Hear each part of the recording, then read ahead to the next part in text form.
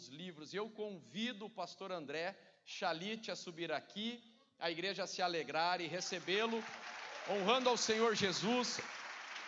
Uma salva de palmas.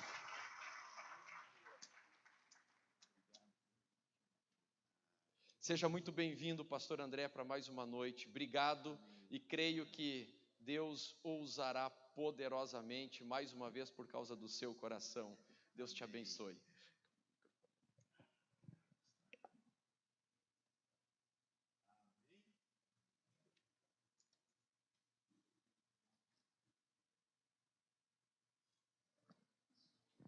Agora sim, boa noite. Que bênção, meus irmãos, vocês são uma bênção de Deus. Que alegria nós estarmos em mais um encontro. Ontem Deus falou conosco de uma forma muito especial, de uma forma poderosa, e espero nele que nessa noite não possa ser diferente. Espero que Deus possa falar conosco de uma maneira muito especial. Vou tentar ser o mais breve possível, porque hoje nós temos uma visita muito especial de um homem de Deus. Daqui um pouco o pastor Samuel vai falar um pouco sobre ele. Mas hoje eu trouxe também comigo o Guilherme. Vocês lembram do Guilherme? Guilherme, fica de pé, queridão, por favor. Olha só, a pessoa não te viu, Guilherme. Aplauda o Senhor pela vida do Guilherme que está ali, ó. Né? Márcio está ali comigo de novo, o Márcio que esteve ontem, fica de pé, Marcião, olha só. Dois preciosos homens de Deus. Obrigado mais uma vez, pastor Samuel, pastor Hernandes, o senhor é um herói para as nossas vidas. Muito obrigado. Queridos, abra sua Bíblia, por gentileza, em Atos, capítulo 4, versículo 31. Eu não vou demorar nessa primeira ministração, mas eu quero só conversar com você. Não vou arriscar nem pregar hoje, eu quero conversar com você sobre um acontecimento muito importante aqui em Atos dos Apóstolos, capítulo 4, versículo 31. Nós vamos ler somente este versículo e vamos pensar um pouco sobre ele. É um texto muito conhecido, mas eu acho que Deus tem algo muito específico a falar com o teu coração aqui nesse primeiro momento. Como eu falei, vai ser algo rápido, mas eu preciso compartilhar algo com vocês. Atos capítulo 4, versículo 31. O texto diz assim: tendo eles orado, tremeu o lugar onde estavam reunidos, e todos ficaram cheios do nosso grande amigo Espírito Santo. Todos ficaram cheios desse Espírito que está neste lugar nesta noite. Todos ficaram cheios daquele Espírito que está sobre a tua vida hoje. Você crê nisso? Todos foram cheios do Espírito Santo e com ousadia anunciavam a palavra de Deus. Vamos orar. Pode fechar os teus olhos um minuto, por gentileza. Senhor, muito obrigado pela tua palavra que é verdadeira. E que tu sejas, ó Espírito Santo, a única voz ser ouvida neste momento, neste lugar. Nós estamos na tua conferência, ó Espírito Santo, e nós, portanto, queremos ser simplesmente conduzidos pela tua verdade. Que esta palavra saia do teu coração para o coração da tua igreja nesta noite, no nome de Jesus, amém e amém. Graças a Deus. Queridos, este acontecimento aqui foi um dos eventos, para mim, mais impactantes, relatados aqui nesse precioso livro de Atos dos Apóstolos. Mas eu quero chamar a tua atenção para o contexto desse fato. Na verdade, eu queria pensar contigo lá em Lucas capítulo 5. Porque um dos personagens desse texto que nós lemos aqui, de Lucas capítulo 4, foi Pedro.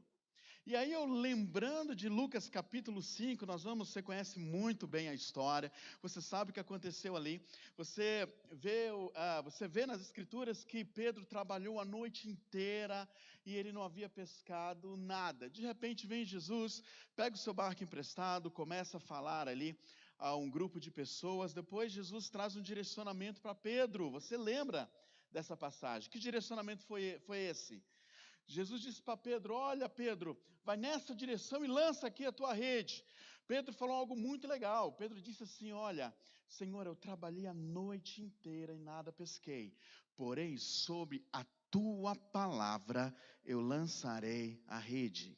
E aí Pedro obedeceu aquelas orientações de Jesus, a rede foi lançada. E você conhece a história, houve ali uma grande pesca, okay? Que a Bíblia chama de pesca maravilhosa. Faz assim comigo, uau!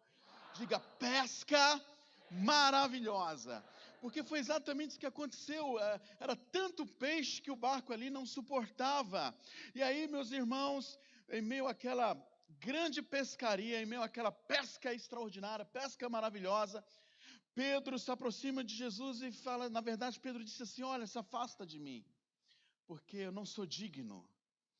Aí Jesus falou algo muito legal para Pedro. Jesus disse assim, olha, eu quero fazer de você um pescador de homens. Naquele momento, Pedro deixou os peixes e as redes e toda a sua equipe e começou a seguir Jesus. E iniciou ali uma caminhada de 3 anos, uma caminhada de discipulado, de vivência, de relacionamento com Jesus. Mas Jesus teve que subir aos céus e Pedro estava ali naquele grupo que estava aguardando com expectativa a descida do nosso amigo, o Espírito Santo. Você conhece o que a Bíblia fala sobre isso? Até que no dia de Pentecostes, a Bíblia diz que ouviu-se um som como de um vento impetuoso. Não houve um vento, houve um som como de um vento. O cabelo de ninguém ali mexeu. As chapinhas que as mulheres haviam feito ali no cabelo não se abalaram. Se tivesse uma vela acesa ali, o vento não ia apagar, porque a Bíblia diz que não houve um vento, houve um som como de um vento. Você conhece o texto? E aí eles começaram a olhar e viram na cabeça umas das outras pequenas labaredas de fogo, pequenas chaminhas de fogo, né? Algumas traduções falam literalmente línguas de fogo.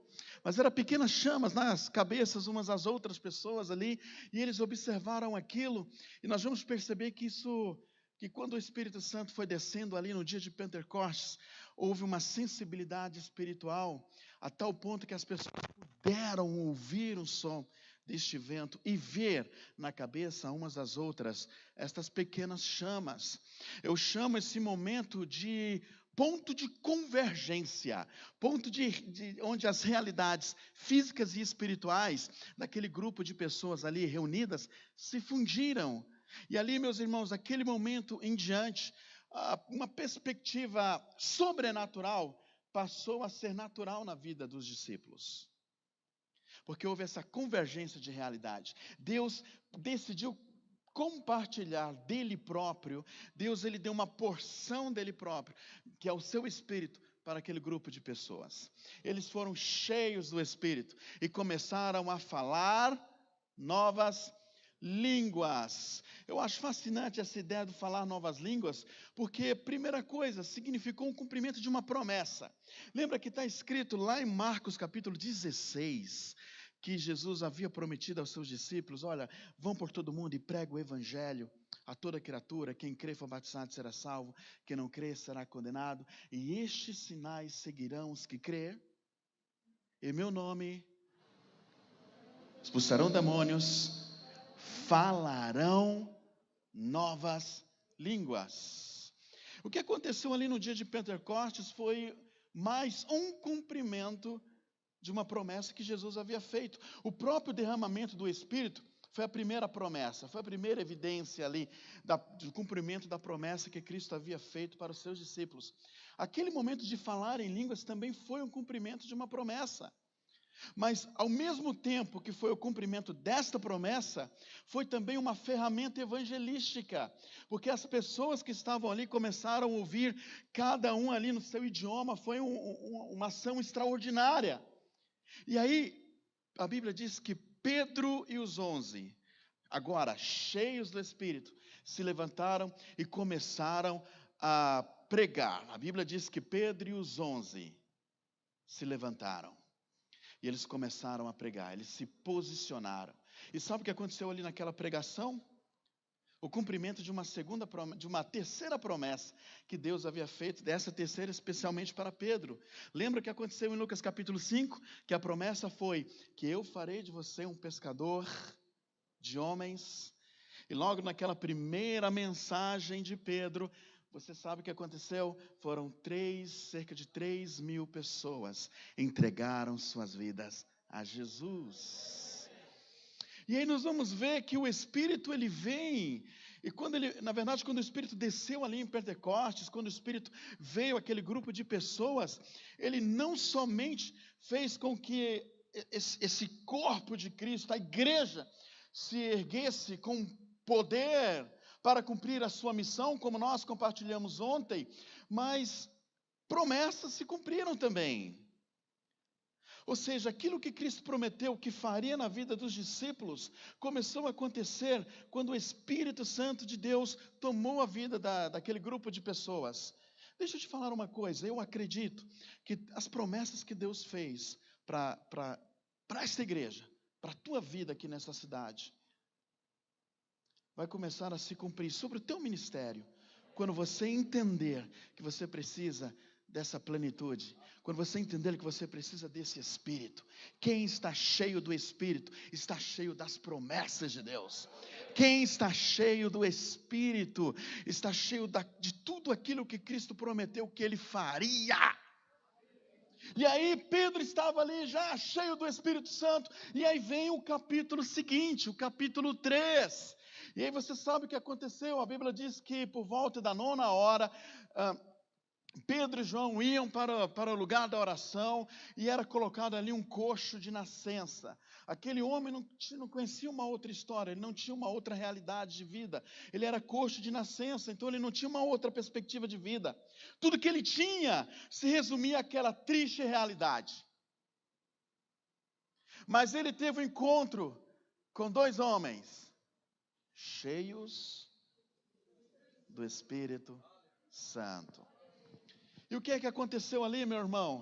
O que acontece quando um homem cheio do Espírito Santo encontra alguém que não tem perspectiva de vida nenhuma? Deixa eu te falar uma coisa, meu irmão. O enchimento do Espírito Santo, ele tem justamente esse propósito de fazer com que nós possamos, através da ação desse Espírito, gerar em Cristo a transformação das pessoas. A igreja, irmãos, como eu disse ontem, a igreja é o canal de Deus para a transformação deste mundo tenebroso. Deus decidiu se revelar ao mundo através da mensagem que a sua igreja carrega. É por isso que nós precisamos, é que não tem como separar a vida da igreja do Espírito Santo. Eu costumo dizer que numa comunidade como essa, existem 2 grupos de pessoas. Aqueles que são igreja e aqueles que estão na igreja. Os que estão, eles fazem muitas coisas semelhantes, dizimam, ofertam, cantam, mas não vivem, né, aquilo que aqueles que são vivem. Quem é cheio do Espírito. Quem não é qualquer coisa, é religioso, é qualquer outra coisa, mas não é igreja. Quem está é qualquer outra coisa, mas quem é cheio do Espírito. E aquele encontro ali entre o paralítico, entre aquele coxo e Pedro e João, produziu uma transformação. E é exatamente isso que Cristo espera de nós, que nós possamos literalmente ser agentes de salvação. A igreja, queridos, tem um remédio que o mundo precisa. O Espírito está em nós para que essa verdade do Evangelho que transforma o mundo seja viva e venha impactar a vida das pessoas ao nosso redor. Aquele homem olhou para Pedro esperando receber uma esmola. O que Pedro disse para ele? Pedro disse assim: olha, não tenho ouro nem prata, mas o que eu tenho. E o que Pedro tinha? Pedro tinha exatamente aquilo que ele recebeu no capítulo anterior. Ele estava cheio do Espírito, ele tinha o Espírito. Quem é cheio do Espírito Santo, meu irmão, ele não somente é transformado, mas ele se torna um canal de Deus para transformar. Ele não influencia somente a sua vida, mas as coisas ao seu redor. Pedro disse: olha, levanta-te em nome de Jesus. A Bíblia diz que ele se colocou em pé, em um salto, e começou a andar, e começou a cantar louvores. E eu acho isso muito legal, porque o milagre acabou de acontecer ali. A história de uma pessoa sem perspectiva foi transformada quando ele encontrou alguém cheio do Espírito Santo. Eu acredito que hoje não é diferente. Eu acredito que hoje não é diferente. Se uma pessoa que está caminhando nas trevas, sem perspectiva, ele encontra alguém cheio do Espírito Santo, eu creio que ele vai te encontrar, você cheio do Espírito Santo, e aquilo que age na tua vida vai transbordar de você, vai alcançar essas pessoas, e aquilo que está em você vai ser transmitido, essa verdade, esse poder, porque o Espírito Santo, ele não somente age através de você, mas ele age na vida daquele que está ouvindo a verdade de você. E aí, meus irmãos, é quando as coisas acontecem, é quando os milagres acontecem, é quando as transformações acontecem, é quando a vida é transformada. E aí, queridos, as notícias da cura desse paralítico começou a correr por toda a cidade, por todos os lugares, e as pessoas começaram a vir curiosas com aquilo que eles estavam ouvindo. O quê? Aquele coxo que era colocado todos os dias na porta do templo, ele foi curado. E aí os curiosos começaram a ir ao templo. E aí, meus irmãos, quem é cheio do Espírito Santo não perde oportunidade. Pedro viu aquela multidão de curiosos ali, e o que é que ele fez? Falou de Jesus. O que é que ele fez? Ele começou a pregar, ele começou a falar do Cristo que venceu a morte, daquele que foi crucificado, porém não está no túmulo, aquele que foi morto, porém ressuscitou, e hoje vive, e hoje reina, e hoje está à direita de Deus. E aí ele começou a falar sobre isso. Ele começou a ensinar sobre isso. E sabe o que aconteceu, meus irmãos? A Bíblia diz que pelo menos mais 5.000 homens entregaram suas vidas a Jesus. Uau, 5.000. Você podia ter aplaudido a Deus por causa disso. 5.000 mais, 5.000. Aí, meus irmãos, deixa eu falar para vocês. Você começa a perceber a ação do Espírito na vida de alguém, quando nós estamos cheios do Espírito. E aí o texto continua dizendo, e sabe o que aconteceu? As autoridades do templo, os saduceus, a Bíblia diz que eles levaram, incomodados com o que estava acontecendo ali, levaram Pedro e João à presença ali do sumo sacerdote, de Caifás, de João Alexandre e a família do sumo sacerdote, e ali eles começaram a ameaçar Pedro e João. Olha, vocês não podem mais falar sobre esse Jesus. Você não pode mais falar deste homem que morreu e vocês dizem que ressuscitou. Vocês estão proibidos. E ali, irmãos, eles foram ameaçados pelas autoridades. Mas é importante que você entenda que diante das ameaças das autoridades, Pedro e João, eles recorreram à pessoa certa. Ontem eu compartilhei um pouquinho sobre essa perspectiva que nós estamos tendo aí como igreja. Estamos vivendo aí uma realidade onde a tendência parece ser muito perigosa. Estamos à beira aí de uma perseguição, estamos à beira aí de acontecimentos políticos, sociais, ideológicos, que talvez logo, logo nós iremos viver esse ambiente de graves ameaças. Mas eu lembro de uma frase de C.S. Lewis, onde ele disse que dificuldades preparam pessoas comuns para destinos extraordinários. Quem é uma pessoa, quem é comum aqui? A dificuldade te prepara para destinos extraordinários. E aí nesse momento, foi nesse contexto, foi nessa realidade que 3 coisas se revelaram. Fala comigo: oração, poder e ação. Foi depois dessas ameaças que a Bíblia diz que Pedro e João voltou ali para junto da comunidade e começaram a orar. O texto que nós lemos diz, tendo eles orado. Existem 4 tipos de pessoas na igreja, irmãos. O primeiro tipo de pessoa é aquele que não ora. Normalmente, esse grupo de pessoas são aqueles que são mais improdutivos, porque agem na força do próprio braço.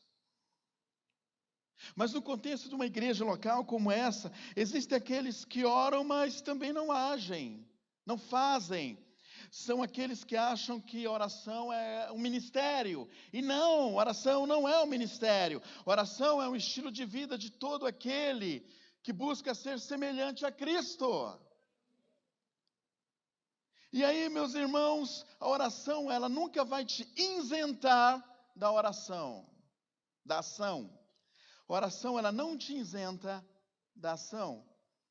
Mas existe também um terceiro grupo de pessoas, que são aqueles que fazem as coisas, mas depois oram. Fazem e depois oram. Normalmente isso gera desgaste, porque na maioria das vezes vai exigir com que essas pessoas refaçam as coisas. Mas existe um quarto grupo de pessoas, que são os mais bem-sucedidos numa igreja local, que são aquelas que oram e depois fazem. Essas são as pessoas mais bem-sucedidas, porque elas oram e agem com fé naquilo que elas buscaram em Deus. Por que a oração se torna importante? Porque esse foi o primeiro recurso de Pedro e João e daquela comunidade diante daquela ameaça. Em primeiro lugar, porque a oração mantém Deus por perto. Você quer ter Deus por perto? Você quer ter Deus próximo de você?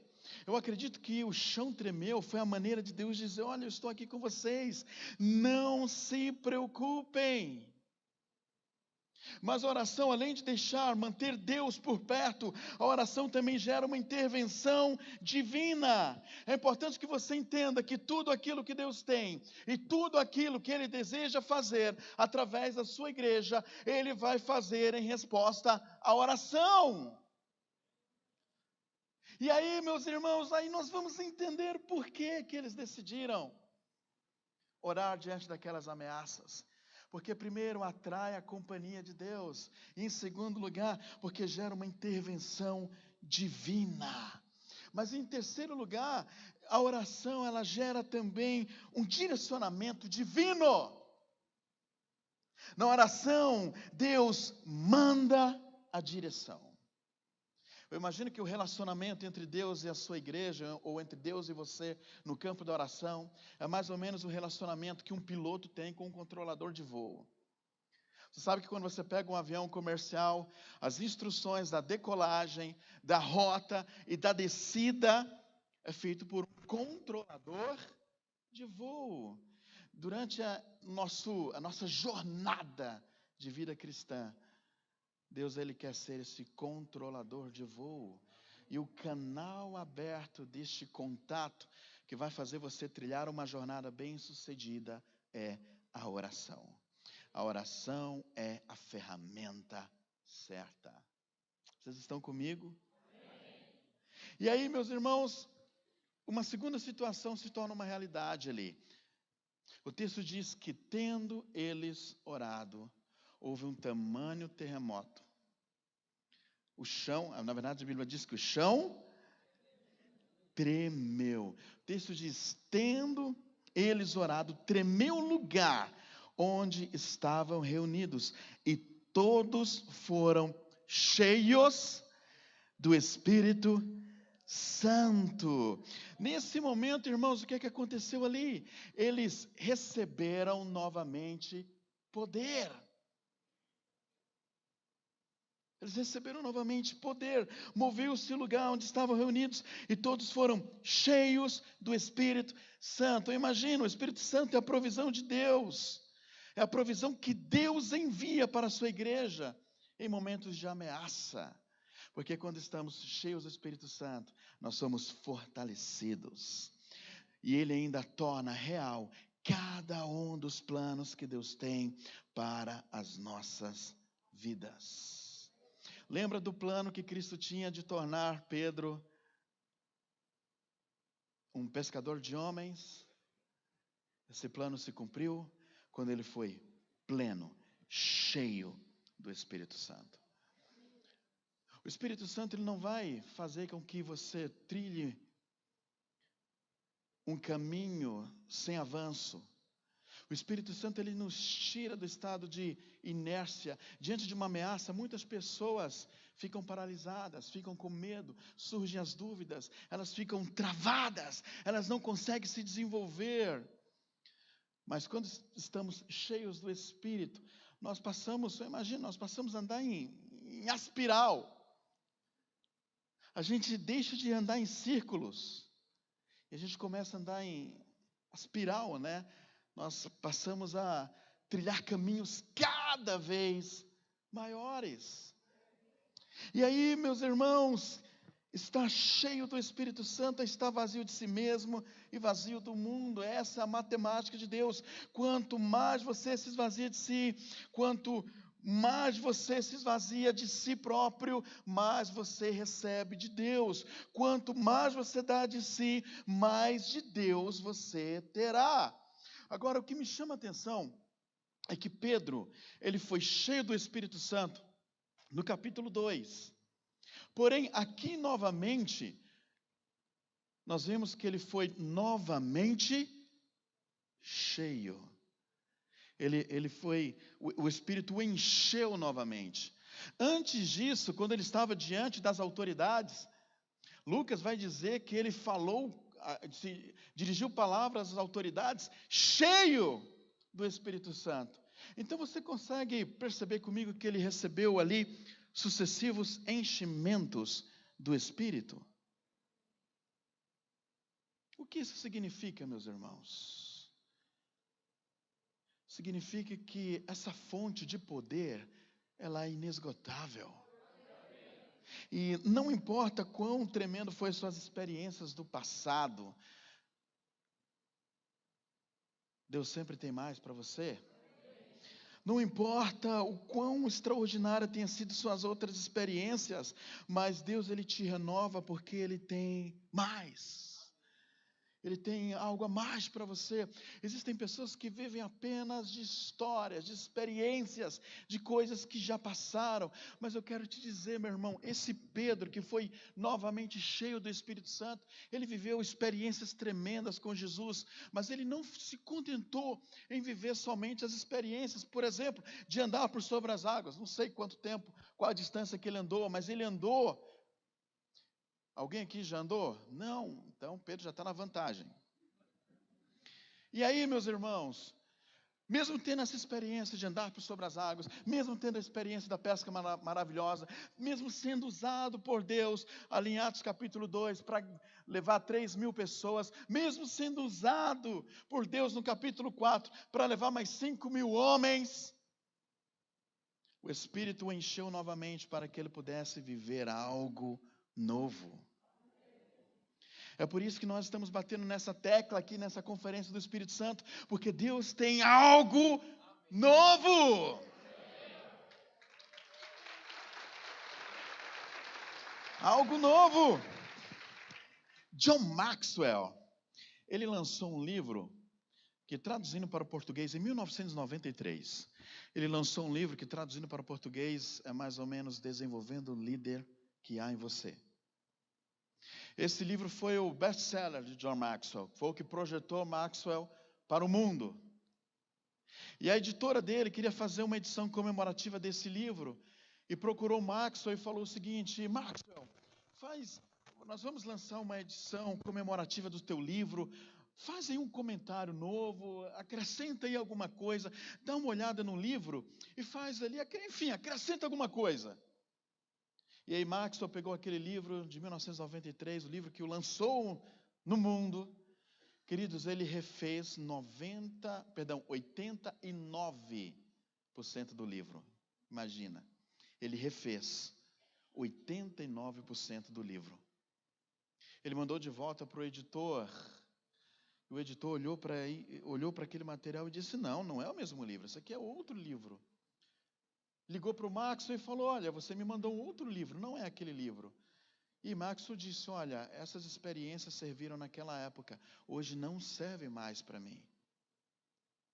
E ele ainda disse, olha o que ele disse: se você ainda celebra conquistas do seu passado, é sinal que você parou de crescer. Se você ainda celebra conquistas passadas, é sinal que você parou de crescer. É por isso que o Espírito Santo, ele quer que venhamos garantir que possamos estar sempre cheios. É porque ele quer nos renovar. Ele quer trazer algo novo. Glória a Deus, porque o nosso Senhor, ele não vive apenas de glórias do passado, mas ele é o mesmo ontem, hoje e eternamente. Por isso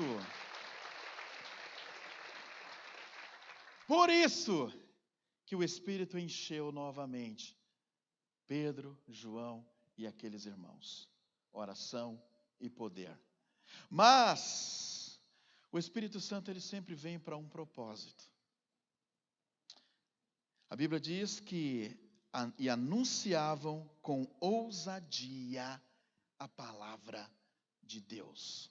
Ou seja, houve naquele momento oração, poder, e este poder gerou ação.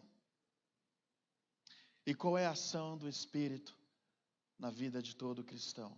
Lembra que eu falei ontem que quando o Espírito vem sobre a igreja, ele revitaliza a essência missional da igreja. Ele coloca a igreja de volta à sua missão. Ele faz com que nós, cristãos, possamos viver aquilo que eu falei ontem. Lembra que eu falei sobre o evangelho pleno? Existe o evangelho, pessoas vivendo um evangelho mediano e pessoas que vivem o evangelho pleno. Lembra que o mediano é aquele grupo de pessoas que ouviram o evangelho, reconheceram que em Cristo há salvação e vida eterna e se entregaram para Cristo, mas vivem ali esperando o encontro com Jesus e não fazem mais nada. Eu chamo isso de evangelho mediano, mas existe um evangelho pleno, que é feito por aqueles que foram reconciliados com Deus e vivem o ministério da reconciliação. Eles foram salvos, restaurados, e a partir desse momento eles passaram a ser também agentes de salvação para outras pessoas. E aí, meu irmão, quando o Espírito Santo de Deus enche a tua vida, como encheu ali Pedro, João e toda aquela comunidade, eles fizeram justamente aquilo que as autoridades não queriam que eles fizessem. O Espírito, ele veio reafirmar na vida da igreja que a igreja tem uma razão de existir. Que o seu chamado é maior do que a sua própria vida. Então o enchimento do Espírito Santo fará você pregar com ousadia. É por isso que todo avivamento houve despertamento missionário, houve ações evangelísticas em massa. A característica principal de um avivamento, ou você identifica um avivamento, quando pessoas se rendem a Cristo, ou quando pessoas entendem que a igreja é a única instituição do mundo que existe, por aqueles que ainda não fazem parte dela. Nós passamos a viver por aqueles que ainda não estão aqui.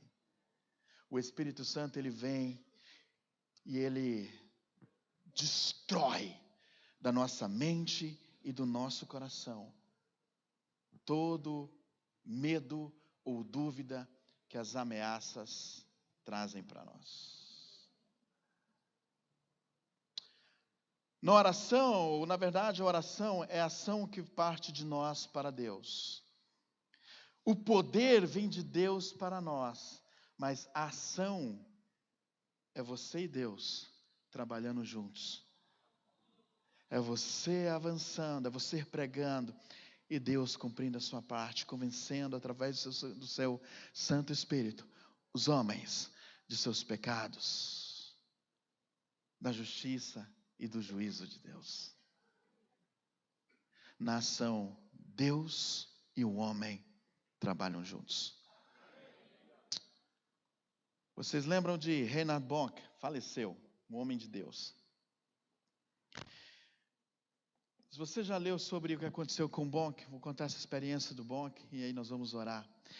Mas Bonk, ele ficou durante 7 anos pastoreando uma igreja de 5 membros. Fala comigo, misericórdia. 7 anos pastoreando uma igreja de 5 membros. Um dia ele precisava de $30 para pagar o aluguel da missão onde ele estava. Ele não tinha os $30.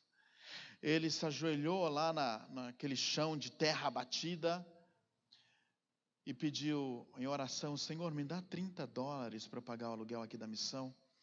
Queridos, ele afirma ter ouvido a voz de Deus dizendo: Reinhard, você quer $1 milhão? Quantos queriam ouvir essa resposta de Deus?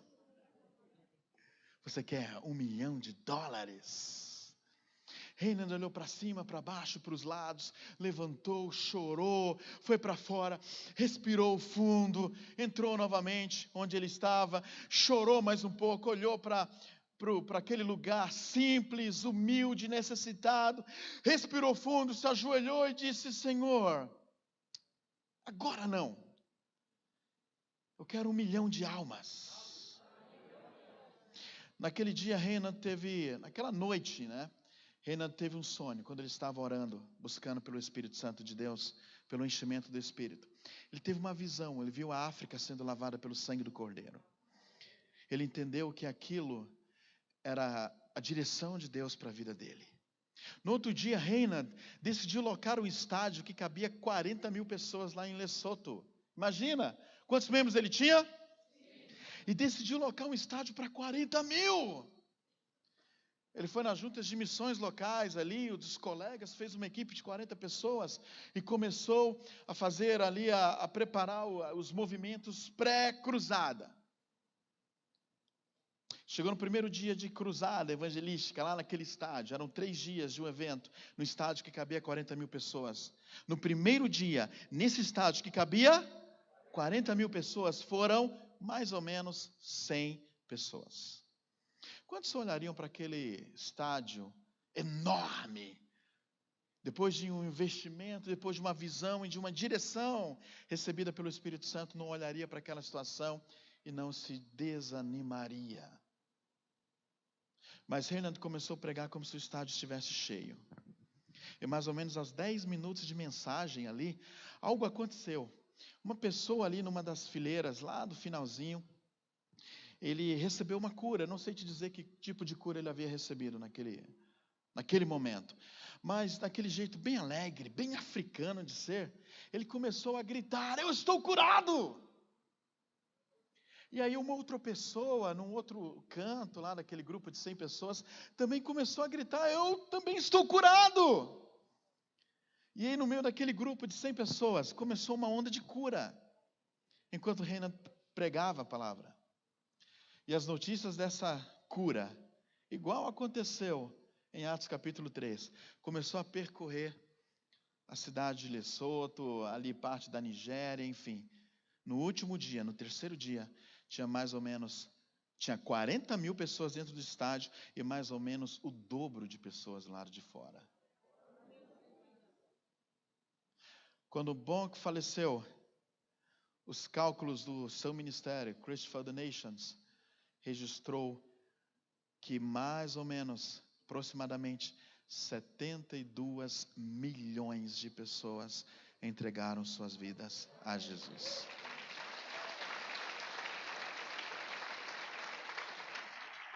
É o Espírito que promove isso. Diante das ameaças, que venham as ameaças, mas nós sabemos quem recorrer através da oração. Nós podemos esperar um poder que vem do alto, e esse poder vai nos fazer agir. Fica de pé, deixa eu fazer uma oração por você. Você crê nisso, irmãos? Então fecha aí os teus olhos. E vai orando, só ora. Diga, Senhor, eu quero viver isso.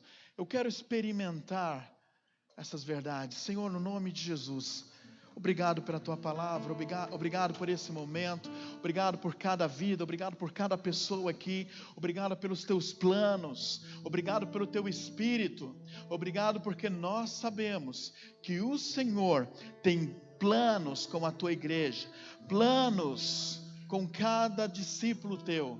O Senhor, meu Deus, convocou o Seu povo para esta reunião, para instruí-los na direção do Teu Espírito. Então, Espírito de Deus, enche as nossas vidas e nos permita viver tudo aquilo que Tu tens e deseja que nós vivamos como igreja, mas tudo isso somente para a Tua glória.